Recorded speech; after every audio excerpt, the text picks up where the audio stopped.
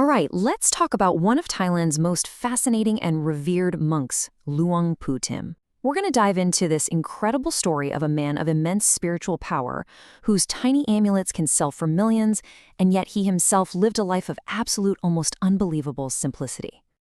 You know, for a lot of people, the first time they ever hear the name Luang Pu Tim isn't through his teachings, but because of the absolutely mind-boggling value of his sacred objects.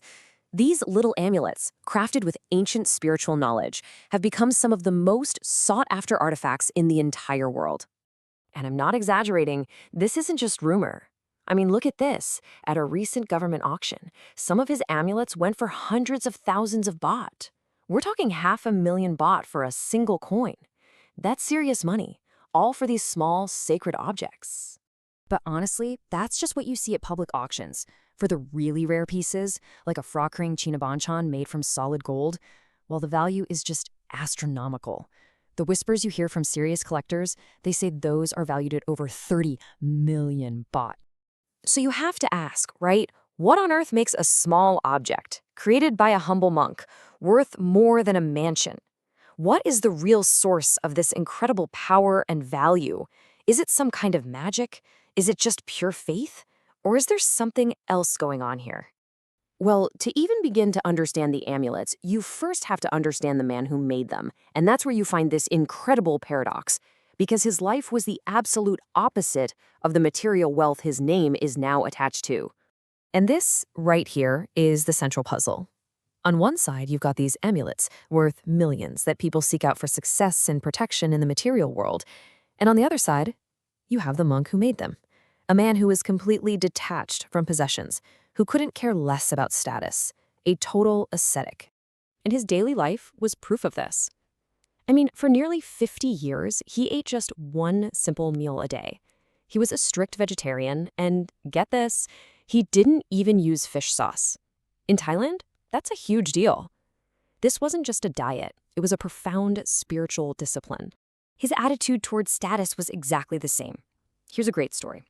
When the religious council wanted to honor him with a high-ranking title, a huge honor, he just refused to go to the city for the ceremony. He was so completely unbothered by worldly praise that they literally had to bring the royal decree and all the fanfare to him at his remote temple. So where did this incredibly humble monk get such profound spiritual power? Well, the story really starts with his family, with a spiritual inheritance that set him on his path. It turns out his own uncle was Luang Pu Sang, a legendary spiritual master in his own right, famous for his power. And the crucial thing is, his uncle left behind a collection of sacred texts, the very books of knowledge that Luang Pu Tim would eventually master himself.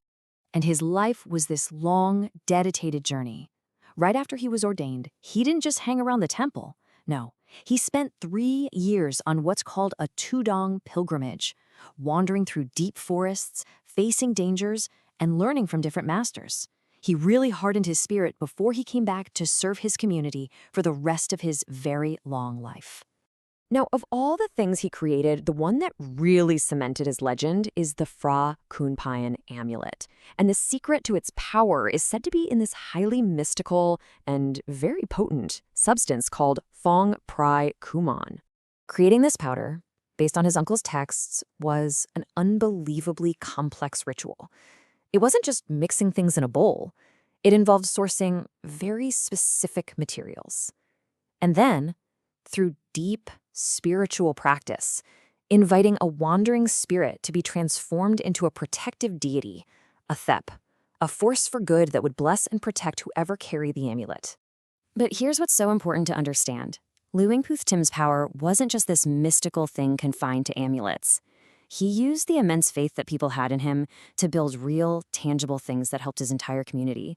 See, he didn't hide away from the world. When he started, his temple, Wat Lahan Rai, was basically in the middle of nowhere. It was a poor, undeveloped, swampy area that was really hard for people to even get to. So he didn't just become a monk, he became a community leader.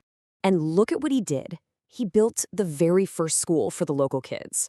He organized the villagers to build bridges so they could actually get around.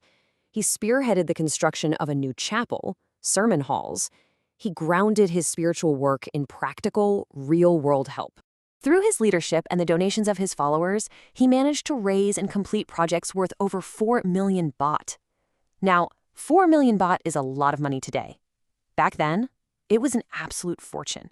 It just shows you the incredible faith people placed in him. So Luang Pu Tim passed away in 1975.